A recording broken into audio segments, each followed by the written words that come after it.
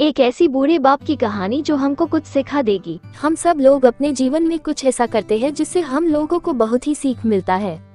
आज की कहानी आपके दिल को अंदर से हिला देगी। राजू अपनी पत्नी, बच्चे और पिता के साथ शहर में रहता था। राजू एक प्राइवेट कंपनी में जॉब करता था और राजू के पिता एक रिटायर्ड कर्मचारी थे। पिताजी काफी बूढ़े हो चुके थे और जब भी कुछ काम करते थे तो हाथ हिलता रहता था। एक दिन की बात है, राजू ऑफिस से घर आया और उसके पिता खाना लेकर खाने जा रहे थे। तभी उनके हाथ से खाना गिर गया और सारी दाल राजू के कुप्पे पर आकर गिर गई। राजू बहुत ही गुस्सा होने लगा और उसकी पत्नी ने खूब भला बुरा बोल दिया। ये सब राजू का छोटा बेटा बड़ी ध्यान से देख रहा था। जब राजू और उसकी पत्नी अंदर चले गए तो वह लड़का अपने दादाजी को उठाने गया।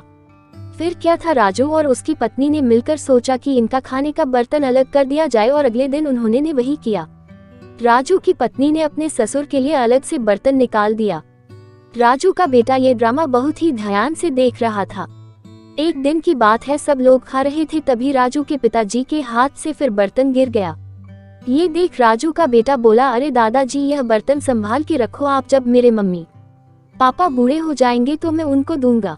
अपने लड़के के मुंह से यह बात सुनकर राजू और उसकी पत्नी के पैरों तले से जमीन खिसक गई हो।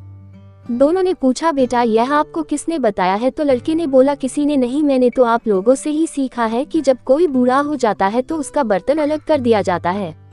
इसके बाद क्या था, राजू और उसकी पत्नी को अपने किए पर बहुत ही ज्यादा अफसोस हो रहा था और दोनों ने अगले ही दिन अपनी पिता का खाना अपने साथ लगवा दिया और बर्तन भी चेंज कर दिया। तो दोस्तों, ये कहानी से हम लोगों को यही सीख मिलता है कि हम लोग अपनी बच्चों को जैसा सीख देंगे हम लोगों को भी वैसा ही सीख मिलेगा।